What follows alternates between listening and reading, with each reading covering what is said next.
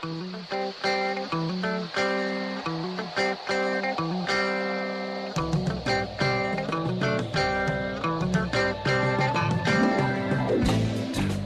it up and jump in the deep end on Perspectives with Ashley Burgess. The water's warm and there's a swim-up bar. Glass of Perspective, anyone? Now, here's Ashley. Hey, welcome back to Perspectives Live with me, Ashley Burgess. Whoop, whoop, whoop! Yes! You are in a good mood tonight.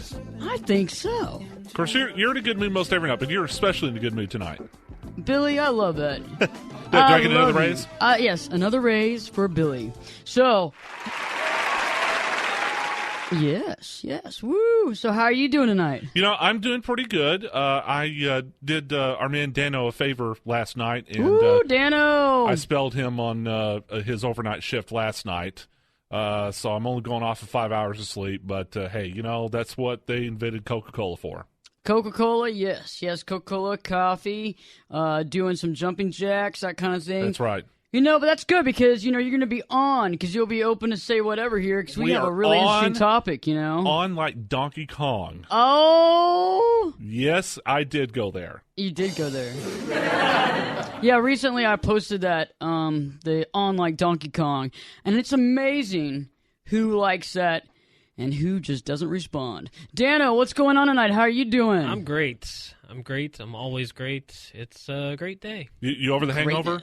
Yes. He is over the hangover because, you know, he and the wife, you know, he doesn't get Saturday nights off very much. So he and the wife went out, you know, partying last night. Yeah, cutting a rug. Yeah, doing it up, working it. Where's the Tylenol? Nobody says cutting a rug anymore. I was going to say, you just dated yourself. Well, I don't know about that. I mean, I'd have to be like in my 70s to date myself on that. But yes, cutting a rug. I remember my grandmother used to say that. She'd always say that. I'd be like, okay, I've never really done any carpentry work or any sort of carpet laying or anything like that. But we'll go away from that conversation right now. So you had a good time last night? Yes, I had a great time last night. We all were like, you know, hoping we'd be there, right? We would all be in that same situation. It was funny.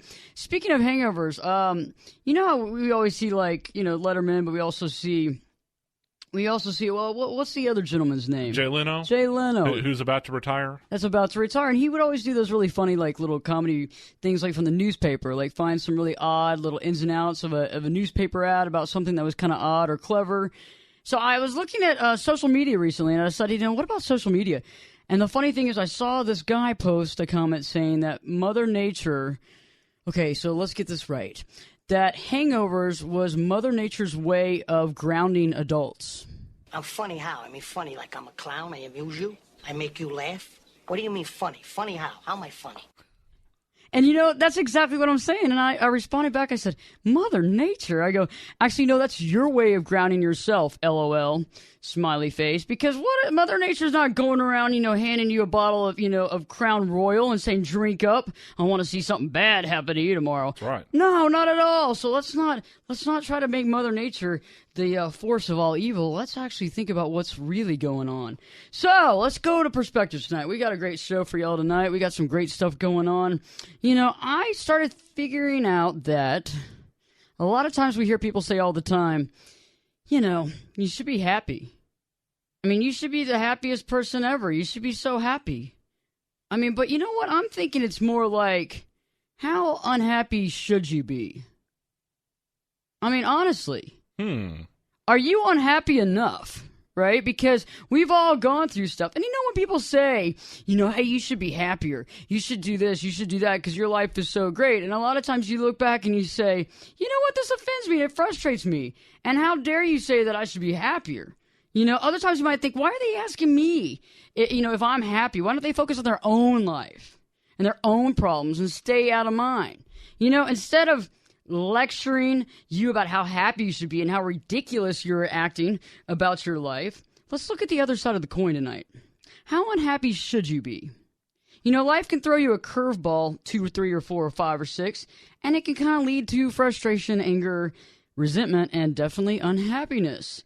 You know, just how unhappy should we be? You know, depending on various life issues, we've all dealt with things. You know, you begin to kind of tally up a score. Right? And a lot of times we act on that score. You know what I'm talking about? Like, people say, well, why are you in such a messed up mood? And it's hard to explain because you said, I've dealt through all these things in my life. I've gone through adversity. I've gone through challenges. I've gone through failures.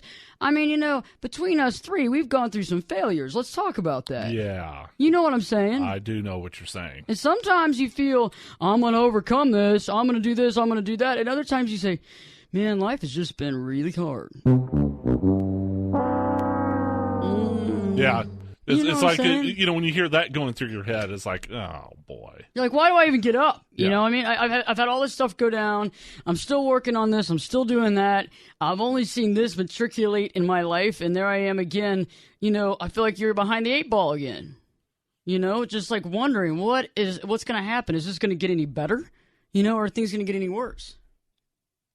Well, yeah. I mean, every day can't be a high. You go through peaks and valleys, the roller coaster. That's true. Well, in order to get to the peaks in your life, you got to go through a few valleys. And I think that's what builds character, is kind of the old John Wayne thing. If you fall off the horse, you got to get back in the saddle, pilgrim. Or rub some dirt on it. There you go. Just, if you get hurt, rub some dirt on it. You broke a leg, rub some dirt on it. You're right. The unhappiness quotient, I think. Now, let's talk about it this way, because I think a lot of people listening go, emotions, okay. I'm more of a numbers person, and I think more from my left brain, so I really can't understand Ashley talking about these emotions. I'm happy, I'm sad, I'm frustrated, I'm angry. So let's talk about it as far as a score, okay? The unhappiness quotient should be based on a score. Now, I came up with these rules, okay? They're my rules.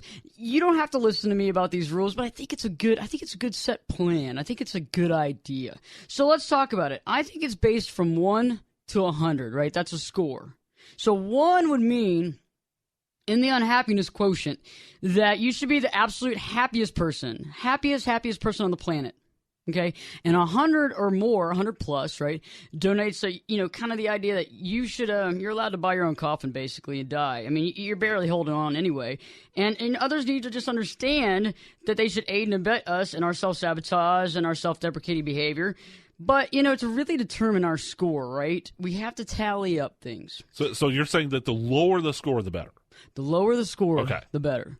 Because when we start tallying up things, that's what generates our score. So I was thinking the best way to tally up a score would be to include setbacks. Okay. I think we've all had setbacks. What about losses? And we'll talk about that later on in the hour. We'll talk about exactly what all this means and how many points you can give to each one. Okay, what about failures? What about breakups? Possibly even divorces.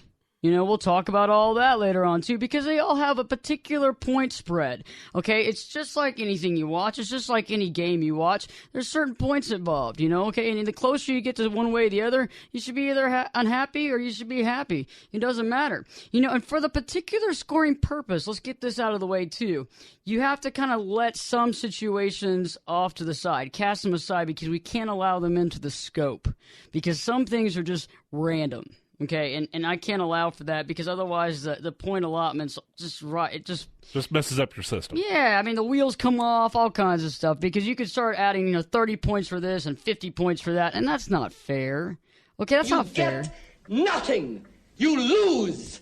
Good day, sir. Exactly, and that is like my thoughts exactly. So let's think about this tonight. Start thinking about all the things that's happened. Think about the setbacks. Think about the losses. Think about your failures. Think about your breakups, possibly divorce. Because we're going to come back and we're going to talk about how many points you can add to your happiness score. And we're going to see if you're just allowed to be as unhappy as possible, or if you should be the happiest person alive. So stay tuned, because guess what? Perspectives with Ashley Burgess will be back in what? 2 shakes. Every time my reunion comes around, it coincides with a severe downturn in my life. 5 years ago, Lilith divorced me. 5 years before that, I was left at the altar. 5 years before that, I fell face first into the poison ivy. And here we are, right on schedule. I'm freshly fired. I still don't know why you even went that poison ivy year. The point is, in 10 minutes, I have an extremely important job interview. A job for which I am eminently qualified, but that now I have no chance of getting. How can you know that? Because destiny won't allow it. Destiny's plan is for me to walk into that reunion this evening the way I always do, the class loser. pitied and shunned by everyone until I wind up sitting with the most pathetic people there.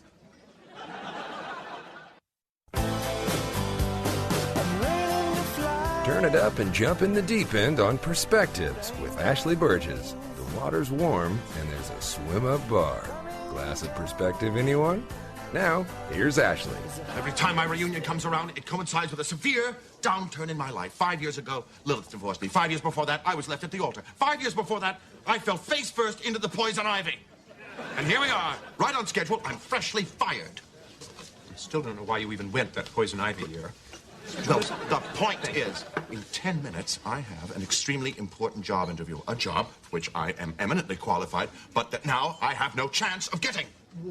How can you know that? Because destiny won't allow it. Destiny's plan is for me to walk into that reunion this evening the way I always do, the class loser.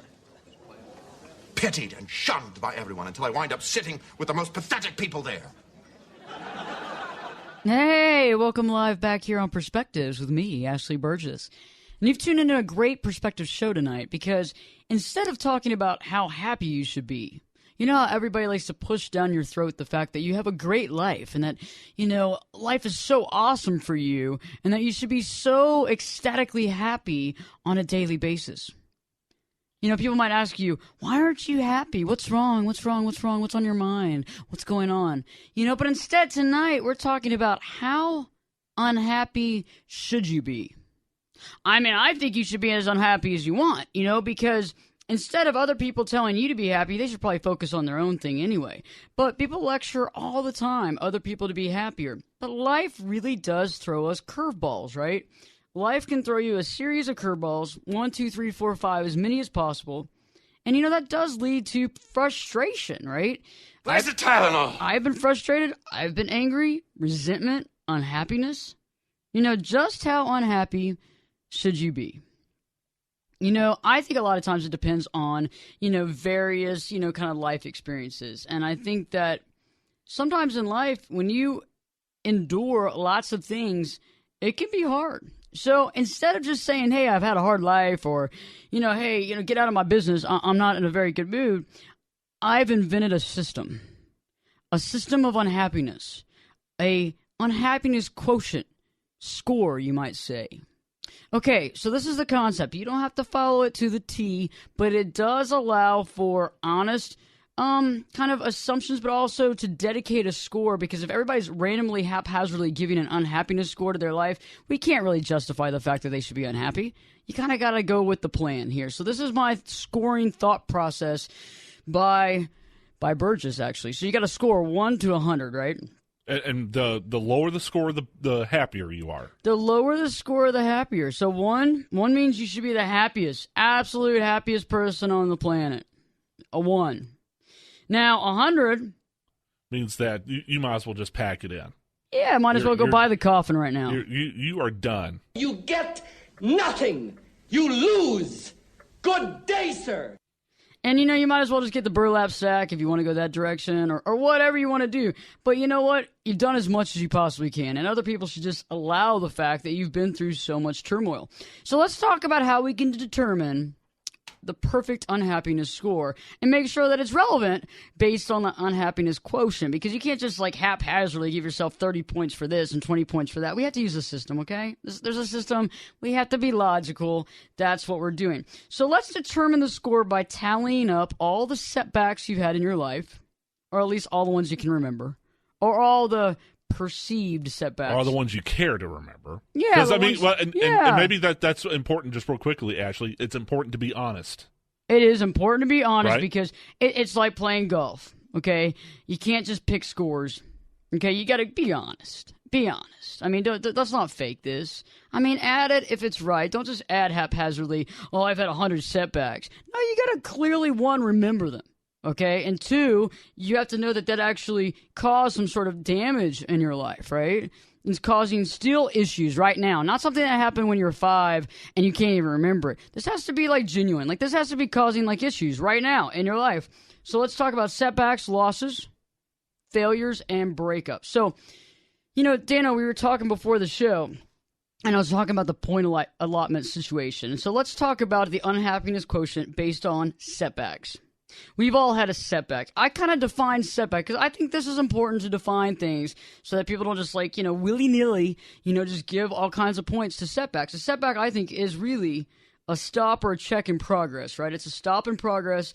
It could be a real stop or a perceived setback, which would be a stop or kind of getting you off your target. And I think for each life setback, right, you want to add 1 point to the score. Okay, so let's think about setbacks that we've had. I mean, how many setbacks have we had in our life? And I mean, we have to start tallying them up, I think. Get a pencil out. It'd be like you're in jail, with the little numbers, and you crisscross off the other ones, for each whatever. So can you think of a setback immediately off the top of your head? Yeah. Perfect. Yeah, last year, I was working this one job, and I got let go. And I was without a job for maybe, 6 to 8 months until I found this job. That's a long time. 6 to 8 months is a long time. It can make you really stressed out. Oh yeah, I was stressed to the max, and my now wife, who was my girlfriend at the time, she knows how stressed I was. Oh yeah. So because I was kind of taking it out on her. I didn't mean to, but it's just the stress factor. Oh well, yeah, it's a big deal, and emotionally, it's on you, right? Because it's the only thing you can kind of think about, right? Oh yeah. Because all I could think about is well, I got to find a job. I have to work. I just can't sit here and do nothing all day. I have to work. I have to do something. I have to be productive. That's smart. So, did you just go? Were you online all day? I mean, was it taking up basically all your time? Was to try to find a job, right? Yeah, that's what it was. My whole day was looking for jobs. And it stressed out every other, facet of your life because there you are trying to take care of this, trying to take care of that. Girlfriend. Gonna make her the wife. All this stuff going on, and it's just you're thinking, okay, I got to get this done. Right. This is scaring me.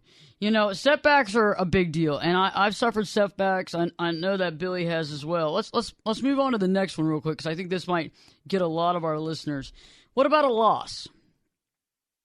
Okay, what about a loss? Let's talk about a loss. In this case, with the Burgess point system of unhappiness, a loss is only defined as the loss of a loved one. Now, this means that they've either died or passed on, not that they left you or walked out of your life.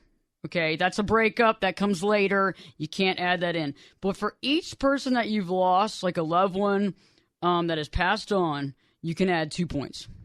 And I think that's important. I think the 2-point factor because, that matters. And I mean, relatives are close and that kind of thing. And so if you remember them, I mean, they had to have been somebody in your life, but setbacks, losses are important. What about failures, right? So think about your point allotment. Think about your idea of failure. Now, I don't know how you define it, Dano, but I define failure is kind of it's in the context. I'm going to only say that it only deals directly with work, career, and education. For right now. Okay, for right now. We can always add the relationship failure on the other side, but for right now, failure really equates to work, career, and education. So if you failed, to start your own business, let's say you wanted to start your own business, and you couldn't get it off the ground, or it didn't make any money, or you failed to get a promotion, right?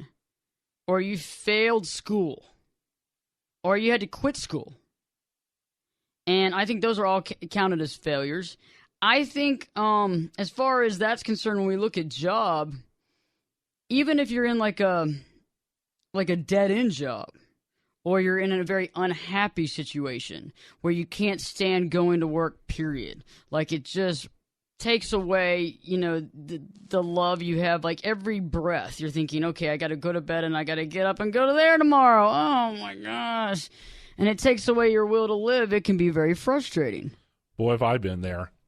You've been there? Oh boy, have I ever. Yes. Oh, I could rack up about 50 points on that one, I think. I understand. I mean, yeah, we've talked about that before. I was going to say, my previous career before I switched over to oh, yeah, radio, and you were hating it. I was I literally woke up one day, I would rather rob a bank than go to work one more day at this place.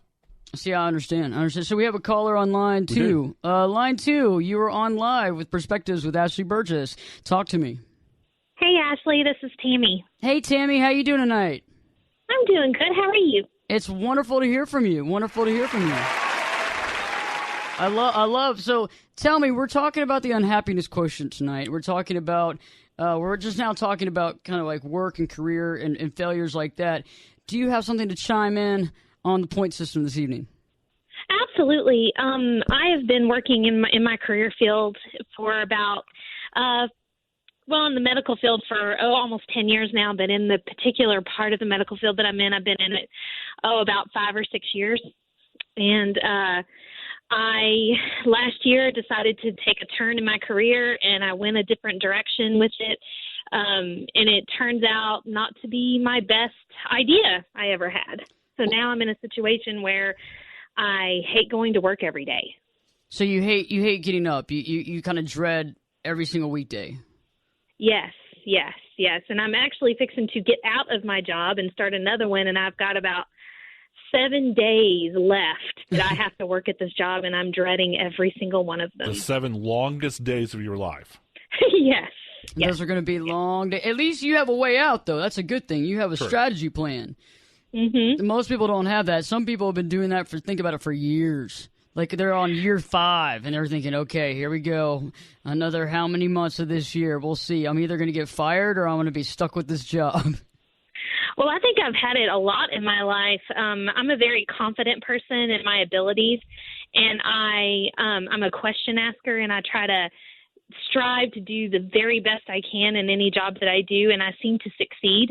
But I work in a business with mostly women, and I tend to get very petty responses to the type of work I do because I tend to be very successful at what I do. Okay.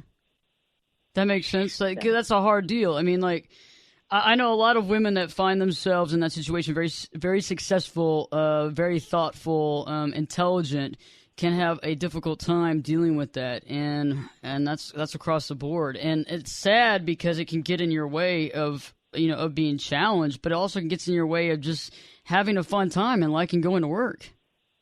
Right, which really is hard because I love a challenge, and that's the main reason I took on the job that I have right now, just to do something a little bit more than what I was already doing, take on a little bit more of a challenge, and I love that. And it just seems like the challenge wasn't hard, it was who I'm working for and who I'm working with. I gotcha. Tammy, I appreciate your call, and I'd like to actually talk about more of this on the third segment of Perspectives because I think you bring up a very good topic. And I'd love for you to call back in anytime here on Perspectives Future because you got it. You got it on the ball. Very intelligent, and we're going to talk about that here in just a second. But Tammy, thanks so much for calling in. You're so welcome. Nice to meet you, Ashley. Well, good to meet you too, and thank you so much, and stay tuned for more Perspectives with Ashley Burgess because guess what? We back in 2 shakes. I swear to God, I feel like I have a curse on my head. Fraser, you're a man of science. You know curses don't exist. There's a perfectly rational explanation for all of this. You tripped and fell into the poison ivy. Your radio station changed formats. Your wife didn't love you. If this is a pep talk, would you kindly segue to the peppy part?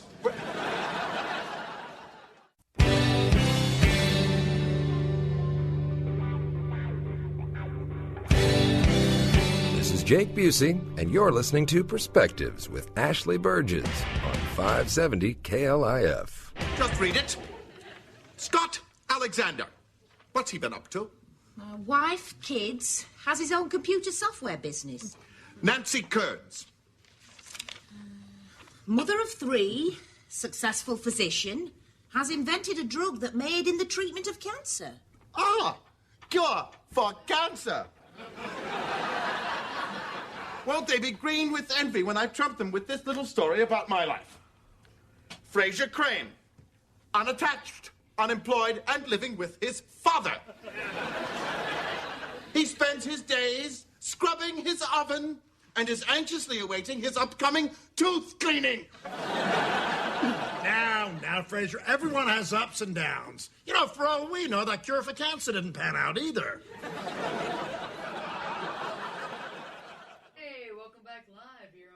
With me, Ashley Burgess. It helps if I turn your mic on, doesn't it? Okay, hey, welcome back live here on Perspectives with Ashley Burgess. Yes, the microphone on does help a little bit. Debbie Downer. Yep. I just thought you were doing the show for us here in the studio. See, I like that. Yeah, it's a closed studio audience, and we don't even play it for anybody else. We'll just play like a loop of a commercial the whole time, and you'll never listen again. I think I just had a setback. setback. Can I add a point on my score there? You can add 1 point. Cool. So that's what we're talking about, guys. If you're just now tuning in, or if you were tuned in before and you still are like, what in the heck are they talking about? We're talking about unhappiness. A lot of times people will tell you all the time, you should be more happy. Your life is great. Everything you got going on is awesome. You should be so happy. Instead, really, let's get real. I think it's more like, how unhappy should you be? How unhappy should you be? Okay? Well, isn't that counterintuitive, though? I mean, because society right now is all about self-esteem. Yeah. So about making you should be, if you're not just cloud nine, happy all the time, well, then something's the matter with you. Yeah, and you know what? I see their point, but doesn't that usually sometimes feel like bogus? Like they're trying to sell you a bill of goods. It doesn't seem to work. It's like, this is instantaneous happy life in a bag. When you open it up, it's going to literally, go into your, nasal passages and create this happy, happy life. We're not giving you Prozac in the water, okay? So sometimes we go through life, and sometimes life throws us curveballs.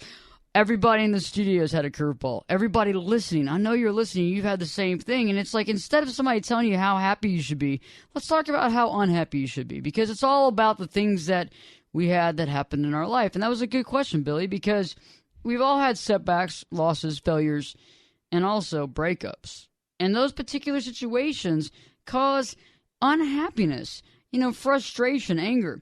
And so I came up with the whole concept of the score factor, the unhappiness quotient, the Burgess unhappiness quotient. And you can change this a little bit, you can deviate just a little bit, but you really have to kind of stick to this, because it's a clever idea and it really works, because you can't just be willy-nilly giving points, okay? So we're going to allot points for all these things that happen.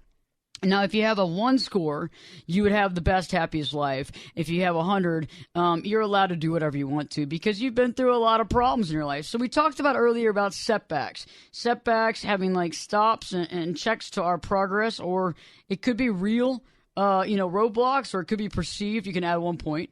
We talked about the allotment for loss, and that would be a family member or a loved one, okay? And if, they died and passed on, not that they walked out, not that they broke up with you, that's 2 points apiece. Okay, now these are for people that you remember. Okay, you had to go to the funeral.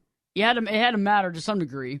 Failure. A failure in the context, I think, deals more with work, career, education.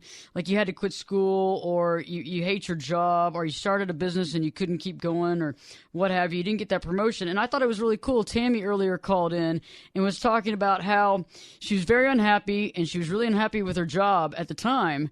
But she actually has an exit strategy. So in a few days, she's actually taking a different job. And for a lot of people have been in that bad job for years.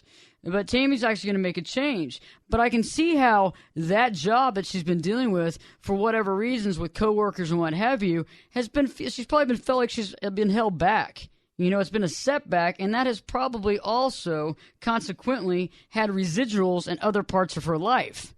And, Dano, you were talking about earlier about how when you were jobless for about 6 to 8 months, and how that really kind of anything else in your life was kind of decapacitated. It didn't work because you were over there thinking about your job the whole time and getting a job.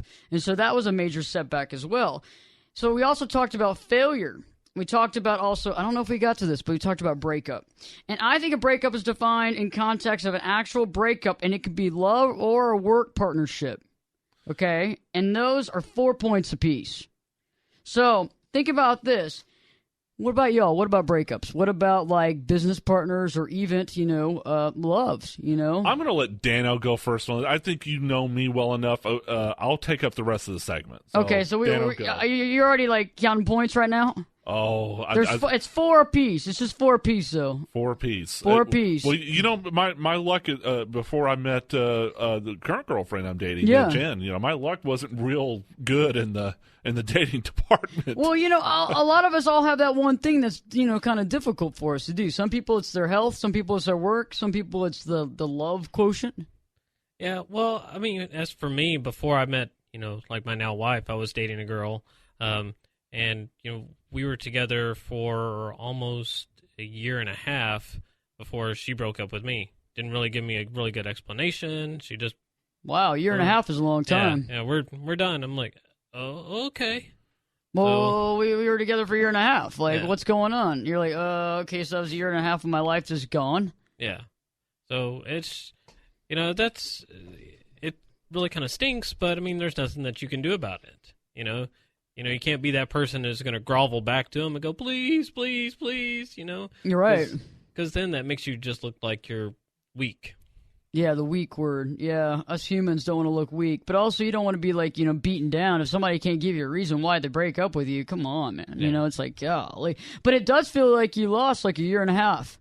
Like, what was I doing for this last year and a half? Right. Trying to create this relationship, and then you just walk in one day and say you don't want to do this anymore, and you're out. Yeah, just spinning your wheels, right? Yeah, what a waste of time. It feels like a major setback. Also, it's a breakup, so that would be 4 points, and I bet you could add a point for the setback quotient as well in that situation. And in these situations, you have to remember, a lot of times these events might color our perspective on other situations as well as future events. So breakups can cloud the judgment on other relationships, new relationships, as well as failures can create a certain perspective based upon something that happened in the past, because you can get kind of scared, stressed out about taking another chance.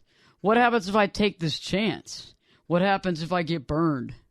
What happens if these people do the same thing that happened to me before? What happens if this woman breaks up with me the same way? What happens if I can't get this business started? I put all this money into it. I put my savings in there. What am I going to do? What if I take this risk and go back to school and don't get my career that I want to do? All these questions. So stay tuned, because you know what? We're talking about the point system. We're talking about unhappiness. And you know what? We're going to find some blue skies here tonight. We're going to find some goodness.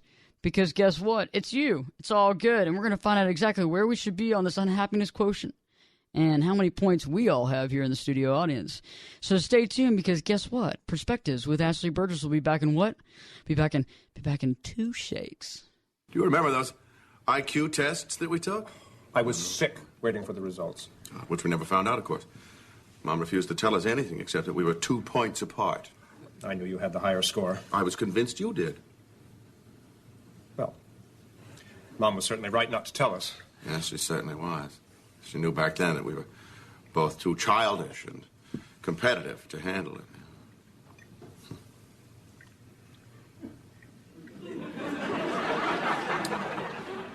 You know what would be a sign of real growth, Niles? To find out those scores right now? Exactly. I mean, how often in life are you afforded an opportunity to discover, really, how much you've evolved? Exactly. Dad, do you know what our IQs are? No, but I got a pretty good idea at that auction tonight. I could lift you up. I could show you what you want to see and take you where you want to be. You could be my luck. Even if the sky is falling down, I know that we'll be safe and sound. Get in here and give us your perspective. We're listening. You're listening to Perspectives with Ashley Burgess. Congratulations, Fraser. 129. Oh, is that good? Oh, we're good. It's practically genius. Bravo, Fraser. That's enough, Niles. Now, where are you? Higher or lower? I haven't seen mine yet. I am higher. Well, congratulations. I doff my hat to you, Mr. 131. Higher. What do you mean, higher? Mom told us we were 2 points apart. Well, apparently Mom was being tactful. How tactful? Well, Give me that!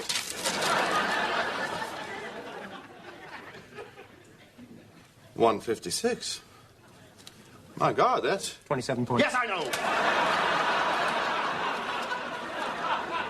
I never should have told you guys about the box. No, Dad, I'm fine with this. The entire point of this exercise was to prove that Niles and I have moved beyond our competitiveness. And we have.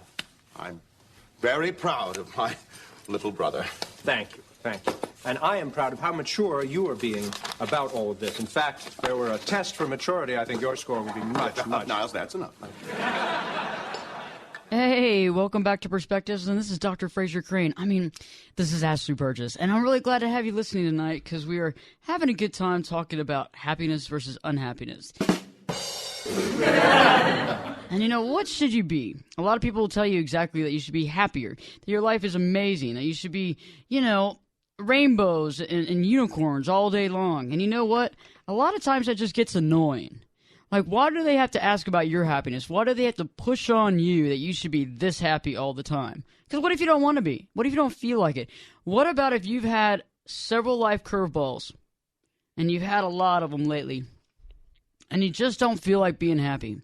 So let's talk about that. How unhappy should you be? Honestly, how unhappy should you actually be? And I think that that has to be delineated by using a concept that I've come up with, and that is the unhappiness quotient. And it's based upon a scoring process that I've come up with, beginning with 1 to 100. 1 would be you'd be the happiest person on planet Earth. 100 means that you are allowed to pick out your coffin today if you'd like. You know, the thing is that we all go through things that create unhappiness in our life, unsettling, frustrating, angering things. And a lot of times I like to classify those as 1 as a setback. And any times that we've gone through setbacks in life, and that could be honestly what a setback is. You know what a setback is. We've all had real setbacks. We've all had perceived setbacks as well. And I consider those 1 point apiece. So each setback that you can remember that's actually aided and abetted and causing unhappiness in your life, add a 1 to each one. Now, also we have losses. So you have like loved ones and relatives and stuff like that you've lost that have passed. You want to add 2 points for each person. You know, what about failures? We've all had failures. And a lot of times I'd like to consider this in work, career, and education failure. Did you leave school early? Did you skip out on school? Did you quit school? Did you get fired? Did you lose a job? Did you not get that promotion? Does your boss hate you? Do you hate going in every day? Add 3 points to each situation that you have endured in your life. That actually matters anymore, okay? Don't be digging up things from when you were 15 and worked at Taco Bell in high school. We're not talking about that. We're talking about what you got going on now. Also, breakups. Let's go to breakups. How many breakups you've had? Actual breakups, okay? Not internet dating that you never met each other. Actual breakups with a lover or a work business partner, like you were, you know, partners at a company. That would be 4 points apiece. So, you know, I've kind of looked at everybody over here, Dano and Billy and I. We've been looking at each other, and we're wondering who's going to go first on this point segment concept. And I think it's going to take a little bit of time. I think this is going to take a little bit of time to figure out how many points I should add to my tally. You know, what about you? Of course, I was busy during the break, and but I got kind of a running figure in my head, but I think I'd have to kind of write it out just to make sure, because I don't know if it's correct or what's not. Just your first thought on your score? Just first thought, without any thoughts about any of the backstory, anything. Just the first thing that came to mind. I think 26. 26 is so my far. First, just kind of stuff off the top of my head. Not bad. Yeah, see, that's what I was going to say. Well, I was going to go with like around 20. 20. Yeah. Wow, this is good. That's just a rough estimate. I'd have to sit, like Bill, I'd have to sit down and figure it all out. We should do that. We should do that. We should figure out what our score is. But, well, I mean, maybe we should tune in next week. Yeah, tune in next week and get to hear what these scores are, because it could be kind of interesting. Because if you're tallying them up in your head right now, or if you're at home and you're able to kind of write it down, okay, and add it up, I bet it'd be interesting to see where everybody else is kind of in the stats, right? I mean, what are other people's numbers look like? 'Cause I'm kind of thinking off the top of my head, but I haven't really been able to put the pen and paper to it.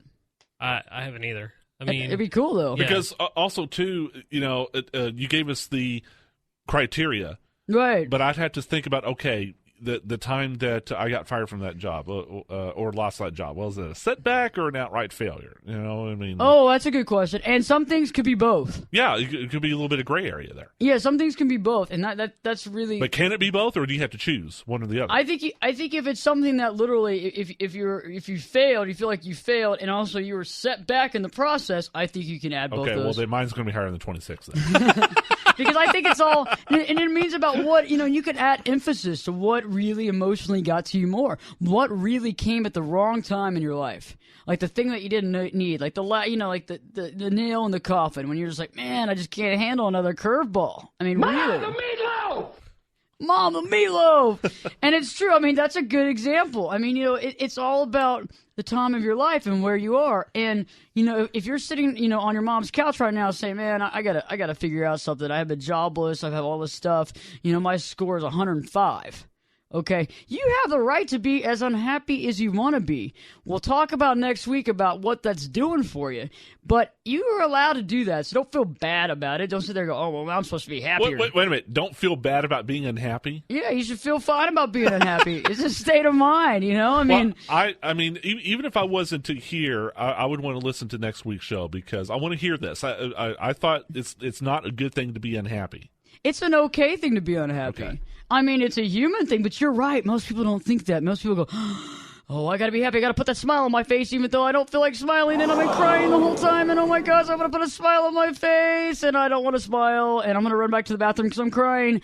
You don't have to fake it. You can be unhappy. It's okay. It's a human condition. It's how we are. But I think in order to deal with the unhappiness, you actually have to feel the unhappiness. You can't just mock it up. You know, makeup and all this stuff's not going to help men and women alike. What I'm talking about is putting on airs just to make other people feel okay. It's not about that. It's about your life. Dano, she's summoning her inner Yoda. You know, unhappy you must feel. Unhappy you must feel.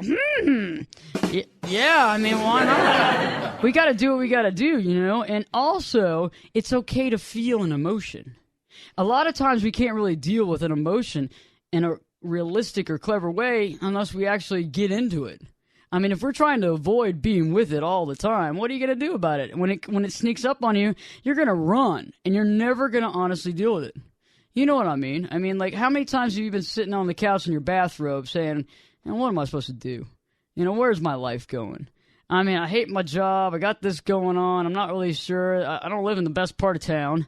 And, you know, I screwed up college. I owed $20,000 in school loans, and I still didn't even get a degree. Just one problem with that scenario. Yeah. I don't have a bathrobe. You get nothing. You lose. Good day, sir. You don't have a bathrobe? I do not have a bathrobe. Of course, I live by myself. We're going to add points to that just for the bathrobe issue. Now, that's a sidebar, and that's not just, you can't just add willy-nilly points, but if you don't have a bathroom, I mean, okay, so you're in sweatpants and a shirt, right?